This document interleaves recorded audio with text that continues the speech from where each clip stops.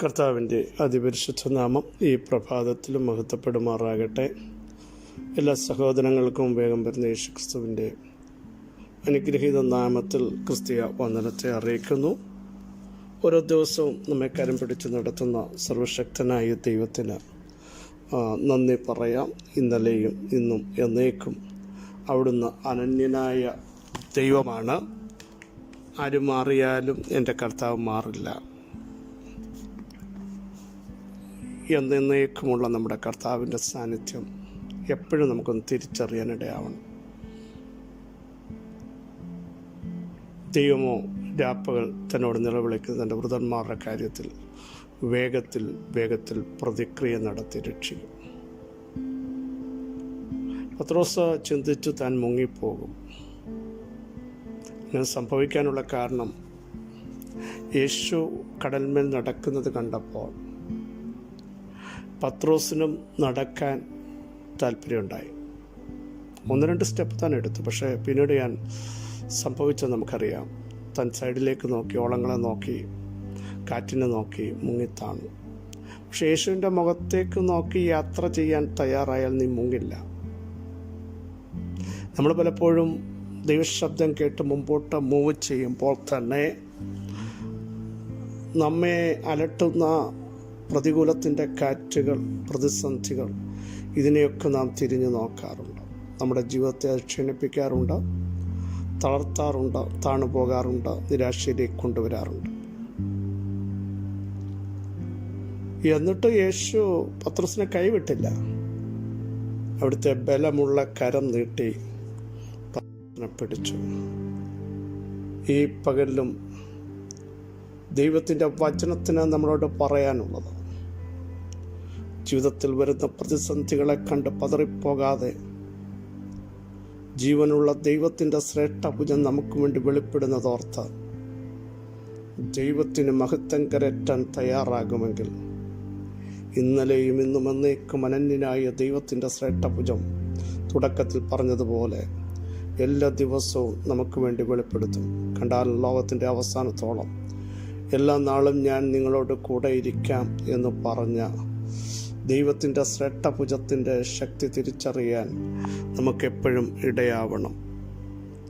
എൻ്റെ നീതിമാൻ വിശ്വാസത്താൽ ജീവിക്കുമെന്ന് ശക്തമായി പ്രഖ്യാപനം ചെയ്യാൻ ദൈവമക്കൾ തയ്യാറാകണം. എപ്പോൾ പ്രതികൂലങ്ങൾ വരുമ്പോൾ, രാജ്യത്തെ അരാജകത്വം വന്നപ്പോൾ, പ്രതിസന്ധികൾ രൂക്ഷമായപ്പോൾ, ഔലാദികൾ കൂടിയപ്പോൾ, ഹബക്കുക്ക് ദൈവം എന്നോട് എന്താണ് സംസാരിക്കുന്നതെന്നറിയാൻ കൊത്തളങ്ങളിൽ കാവൽ കാത്തുകൊണ്ടിരുന്നു. ദൈവശബ്ദത്തിനു വേണ്ടി കാവൽ കാത്തുകൊണ്ടിരിക്കുന്ന പ്രാർത്ഥനയുടെ കാവലിനകത്ത് ദൈവമേ അങ്ങയുടെ അരുളപ്പാടുകൾ എന്താണ് എന്നോട്, എൻ്റെ കുടുംബത്തോട്, എൻ്റെ സഭയോട് എന്നുള്ളത് ചോദിക്കാൻ തയ്യാറാകുമെങ്കിൽ നമ്മൾ പോലും ചിന്തിക്കാത്ത ചില ദൈവപ്രവൃത്തികൾ വേഗത്തിൽ നടത്തി നമ്മെ രക്ഷിക്കുവാൻ, നമ്മെ ശക്തരാക്കുവാൻ, നമുക്ക് വേണ്ടി ഇറങ്ങി വരാൻ സ്വർഗം തയ്യാറാകും. എൻ്റെ നീതിമാൻ വിശ്വാസത്താൽ ജീവിക്കും എന്ന പ്രഖ്യാപനം എപ്പോഴും നമ്മുടെ അകത്ത് വെളിപ്പെടുമെങ്കിൽ തൻ്റെ അഭിഷിക്തന്മാരുടെ രക്ഷയ്ക്കായി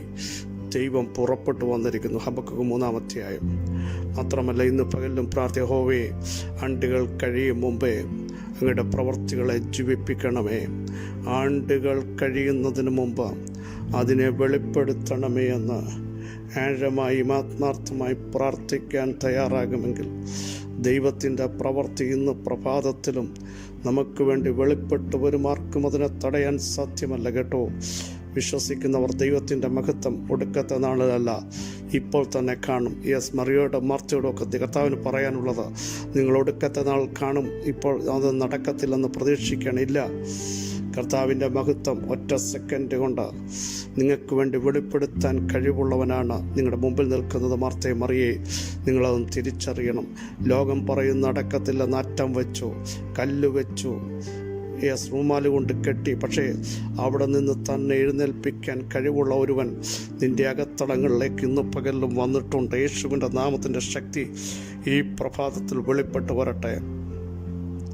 സക്കരിയാപ്രവചനം 2-13 വാക്യം, സകല ജഡവുമായുള്ളവരെ യഹോവയുടെ മുമ്പിൽ മിണ്ടാതിരിപ്പീൻ, അവൻ തൻ്റെ വിശുദ്ധ നിവാസത്തിൽ നിന്ന് എഴുന്നള്ളിയിരിക്കുന്നു. സകല ജഡത്തോടും പറയാനുള്ളത് നിങ്ങൾ മിണ്ടാതിരിക്കണം.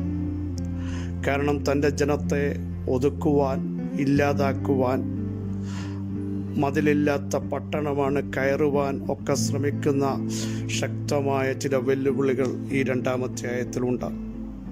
നോക്കൂ, ഇവിടെ ദൈവത്തിൻ്റെ ആത്മാവ് പറയുന്നു, യെരൂശലേം മതിലും മനുഷ്യരുടെയും മൃഗങ്ങളുടെയും ബഹുത്വം നിമിത്തം മതിലില്ലാതെ തുറന്നു കിടക്കും എന്ന് പറയുക. എന്നാൽ യഥാർത്ഥത്തിൽ ദൈവത്തിൻ്റെ വചനം അവിടെ കൊണ്ട് തീർന്നു എന്ന് ചിന്തിക്കരുത്. മതിലില്ലാതെ തുറന്നു കിടക്കുമ്പോൾ ആക്രമിച്ച് കീഴ്പ്പെടുത്തുവാൻ, ഇല്ലാതാക്കുവാൻ, തകർത്തു കളയാൻ വരുന്ന ശക്തമായ വെല്ലുവിളികളെ കണ്ടിട്ട് കർത്താവ് പറയുക, എന്നാൽ ഞാൻ അതിന് ചുറ്റും തീ മതിലായിരിക്കും. തീ കൊണ്ട് മതിലാക്കുന്ന ഒരു ദൈവം. പ്രിയ സഹോദരങ്ങളെ, നമ്മളെ നോക്കി പലരും പറയില്ലേ, ആരുമില്ല, നീ ഒറ്റപ്പെട്ടവനാണ്, നിനക്ക് കഴിവില്ല, നിനക്ക് പൊങ്ങി വരാൻ പറ്റില്ല, നിന്നെ ഒതുക്കുവാനും ഇല്ലാതാക്കുവാനും ഒക്കെ ഇപ്പുറത്ത് അനേക ശക്തികൾ ഒരുമിച്ച് കൂടുമ്പോഴും ഭയപ്പെടേണ്ട. കർത്താവിൻ്റെ കമാൻഡ് ഇന്ന് പകലും പുറപ്പെടുക. ഞാൻ നിങ്ങൾക്ക് ചുറ്റും, നിങ്ങളുടെ കുടുംബത്തിന് ചുറ്റും, തലമുറകൾക്ക് ചുറ്റും തീ കൊണ്ട് മതിലാക്കിയിരിക്കുന്നു. ദൈവം തീ കൊണ്ട് മതിലാക്കിയാൽ അതിനെ അടുത്തേക്ക് വരാൻ പോലും ഒരു ശക്തി വരുന്നത് ചാമ്പലാകും കേട്ടാ. ഇനി താഴോട്ട് വായിക്കൂ. നിങ്ങളെ തൊടുന്ന ശക്തികളുണ്ട്. പക്ഷെ നിങ്ങളെ ആരെങ്കിലും തൊടാൻ നോക്കിയാൽ എൻ്റെ കൺമണിയെ തൊടുന്നു. ദൈവത്തെ തൊടുന്നെന്നാണ് പറഞ്ഞത്. മനസ്സിലായോ? വിലയില്ലാത്തവരല്ല, നമ്മൾ വിലയുള്ളവരാണ്, മാന്യരാണ്, ദൈവത്തിന് പ്രിയരാണ്. ലോകമല്ല മാർഗിടുന്നത്, സ്വർഗം ഈ പകൽ തൻ്റെ ജനത്തെ നോക്കി മാർഗിടുകയാണ്.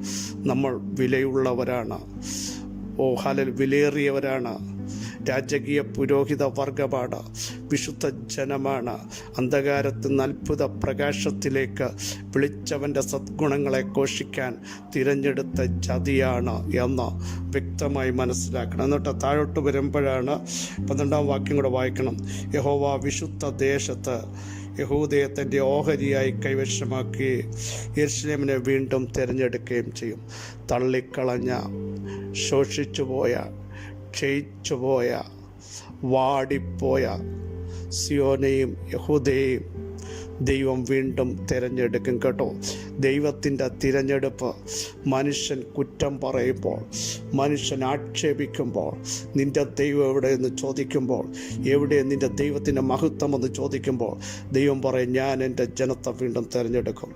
ഞാൻ അവരെ തിരഞ്ഞെടുക്കുമ്പോൾ ഞാൻ അവർക്ക് വേണ്ടി എഴുന്നേറ്റ് വന്ന് വീര്യം പ്രവർത്തിക്കുകയും അവർക്ക് വേണ്ടി യുദ്ധം ചെയ്യുകയും ചെയ്യും. Praise the Lord. നമുക്കറിയാം, ശമൂവേൽ അഭിഷേക തൈലവുമായി ഇശയുടെ ഭവനത്തിലേക്ക് വരികയാണ്. ഇശയുടെ മക്കളെ പലരെയും കണ്ടു.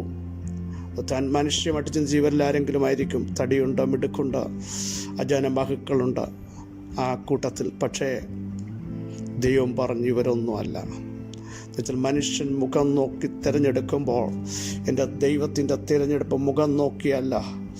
നിൻ്റെ അകത്ത് തകർച്ചകൾ, വിശുദ്ധിയുടെ ആഴങ്ങൾ, നീയും ദൈവമായിട്ടുള്ള കമ്മിറ്റ്മെൻറ്റ് മറ്റാർക്കും അറിയാതിരിക്കുമ്പോൾ, ദാവീദേ, നിന്നെയാണ് ദൈവം തിരഞ്ഞെടുക്കുന്നത്. അത് നമ്മുടെ കുറിവാക്യം വളരെ സത്യമാണ്. യെരൂശലേമിനെ വീണ്ടും തിരഞ്ഞെടുക്കുകയും ചെയ്യുന്നത് പറഞ്ഞു, സകല ജഡവുമായുള്ളവയെ യഹോവയുടെ മുമ്പിൽ മിണ്ടാതിരിപ്പീൻ. മിണ്ടാതിരുന്ന ദൈവം ആരാന്ന് ഈ ദിവസങ്ങളിൽ വെളിപ്പെടുന്നത് നമ്മൾ കാണാൻ പോകുകയാണ്. ഒത്തിരി ചോദ്യങ്ങൾ നിങ്ങളുടെ മുമ്പിലുണ്ട്, അപമാനങ്ങളുണ്ട്, ആക്ഷേപങ്ങളുണ്ട്, പരിഹാസങ്ങളുണ്ട്. പക്ഷേ അതിൻ്റെ നടുവിലും മിണ്ടാതിരുന്ന ജീവനുള്ള ദൈവം ആരാന്ന് വ്യക്തമായി മനസ്സിലാകത്തക്ക രീതിയിൽ ദൈവം എഴുന്നേറ്റ് വരും. 46-ാം സങ്കീർത്തനം എഴുന്നേറ്റ് വരിക മാത്രമല്ല, നമുക്കെതിരെ നിൽക്കുന്ന ശക്തമായ വെല്ലുവിളികൾ, കുന്തം, രഥം, വില്ല്, അവൻ വില്ലൊടിച്ച് കുന്തം മുറിച്ച് രഥങ്ങളെ തീയിലിട്ട് ചുട്ടുകളയുന്ന ദൈവമാ. അവിടെ പറയുന്നു, മിണ്ടാതിരുന്ന ദൈവം ആരെന്നറിവീൻ. ഇവിടെയും പറയുന്നു, സകല ജഡവുമായുള്ളവരെ യഹോവയുടെ മുമ്പിൽ മിണ്ടാതിരിപ്പീൻ. അവൻ തൻ്റെ വിശുദ്ധ നിവാസത്തിൽ നിന്ന് ദൈവം എഴുന്നള്ളിയിരിക്കുക, ദൈവം എഴുന്നേറ്റിരിക്കുക, ദൈവം ഇറങ്ങി വന്നിരിക്കുക, ദൈവം പ്രവർത്തിച്ചിരിക്കുക. ഇന്ന് പകലും എനിക്കും നിങ്ങൾക്കും വേണ്ടി സർവശക്തനായ ദൈവം പ്രവർത്തിച്ചിരിക്കുന്നു. അവൻ ഇസ്രായേലിനു വേണ്ടി എന്തൊക്കെയോ പ്രവർത്തിച്ചിരിക്കുന്നുവെന്നേ പറയാവൂ എന്ന് സംഖ്യാപുസ്തകം നമ്മളെ പഠിപ്പിക്കുന്നത് പോലെ ഇന്ന് പകലിലും എനിക്കും നിങ്ങൾക്കും വേണ്ടി അവിടുന്ന് എഴുന്നള്ളി വന്നിട്ടുണ്ട്. നിങ്ങളുടെ തലമുറയുടെ വിഷയം സങ്കീർണമാവാം. നിങ്ങളുടെ ശരീരത്തെ നോക്കി പലതും പറഞ്ഞു കാണാം ഇനി രക്ഷപ്പെടത്തില്ലെന്ന്. നിങ്ങളുടെ കുടുംബജീവിതത്തെ നോക്കി പറഞ്ഞു കാണാം. തകർന്നു പോയ നിങ്ങളുടെ വിഷയത്തെ നോക്കി ഇനി രക്ഷയില്ലെന്ന് പറയുന്ന ഒരു സമൂഹത്തിൻ്റെ മുമ്പാകെ പരിശുദ്ധാത്മാവിന് വചനത്തിലൂടെ പറയാനുള്ളത്, ഇല്ല, ഞാൻ എഴുന്നേറ്റ് വരുന്ന ദൈവമാണ്. ഞാൻ അവരെ കരം പിടിച്ച് നടത്തും. ഞാൻ അവരെ സൗഖ്യമാക്കും. ആരോഗ്യവും രോഗശാന്തിയും വരുത്തും. തളർന്നിരിക്കുന്നതിനെ ഞാൻ പണിയും. തകർന്നിരിക്കുന്നവനെ ഞാൻ എഴുന്നേൽപ്പിക്കും. യേശുവിൻ്റെ നാമത്തിൻ്റെ ശക്തി ഇന്ന് പകൽ തൻ്റെ ജനത്തിൻ്റെ മേൽ വെളിപ്പെടുക. വിശ്വസിക്കുന്നവർ വിളിച്ചു പറയേണ്ട കർത്താവ് എനിക്ക് വേണ്ടി എഴുന്നേറ്റ് വന്നിട്ടുണ്ട്. യേശുവിൻ്റെ നാമത്തിൽ മിണ്ടാതിരുന്ന ദൈവത്തിന് നമ്മൾ മറുപടി പറയണ്ട. ആരോടും പ്രതികരിക്കേണ്ട. ദൈവത്തിൻ്റെ മുമ്പാകെ മിണ്ടാതിരുന്ന ദൈവമേ, നീതി ന്യായവും നടത്തുന്ന, ഞങ്ങൾക്ക് വേണ്ടി വ്യവഹാരം നടത്തുന്ന, വീണ്ടെടുക്കുന്ന ദൈവത്തിൻ്റെ കരം ഈ പകൽ വെളിപ്പെടുന്നതിനായി സ്തോത്രമെന്ന് പറഞ്ഞുകൊണ്ടിരിക്കൂ. യേശുവിൻ്റെ നാമത്തിൽ സർവശക്തനായ ദൈവമേ, സ്വർഗസ്ഥ പിതാവേ, ഞങ്ങളെ കേൾപ്പിച്ച ശ്രേഷ്ഠയാലോചനയ്ക്കായി സ്തോത്രം. അങ്ങയുടെ മഹത്വമുള്ള ഭുജം ഞങ്ങൾക്ക് വേണ്ടി അങ്ങ് വെളിപ്പെടുത്തിയിരിക്കാൻ സ്തോത്രം. സാധ്യങ്ങളെ സാധ്യമാക്കിയിരിക്കാൻ സ്തോത്രം. ദൈവമഹത്വം ഇറക്കിയിരിക്കാൻ സ്തോത്രം. രോഗികൾ നസ്സനായ യേശുവിൻ്റെ നാമത്തിൽ ഇന്ന് പ്രഭാതത്തിൽ സൗഖ്യമായിരിക്കാൻ സ്തോത്രം. കർത്താവെ, ഞങ്ങളുടെ പ്രിയപ്പെട്ടവർ വിടുവിക്കപ്പെട്ടിരിക്കാൻ സ്തോത്രം. ആത്മാവിൻ്റെ വലിയ ശക്തി ഇന്ന് പകൽ ജനത്തിൻ്റെ മേൽ വെളിപ്പെടുന്നതിനായി സ്തോത്രം. ചൊവ്വാറായ ശേഷിപ്പുകൾ ശക്തീകരിക്കപ്പെട്ടിരിക്കാൻ സ്തോത്രം. സകല മഹത്വം അങ്ങേക്ക് യേശുവിൻ നാമം തന്നെ. ആമേൻ ആമേൻ. ക്രിസ്തുവിൽ വത്സല സഹോദരങ്ങളെ, ധൈര്യത്തോടെ ശക്തിയോടെ ദൈവത്തിന് മഹത്വം കൊടുത്തു. നമ്മുടെ ദൈവം വലിയവൻ, നമ്മുടെ ദൈവം വിശ്വസ്തൻ. അവിടുന്ന് എഴുന്നേറ്റ് വന്നിരിക്കുന്നു. മിണ്ടാതിരുന്ന ദൈവത്തിന് മഹത്വം കൊടുക്കൂ. ഈ വചനങ്ങളെ കർത്താവ് സഹായിക്കട്ടെ. ക്രിസ്തുവിൽ നിങ്ങളുടെ സഹോദരൻ പാസ്റ്റർ ബിജു.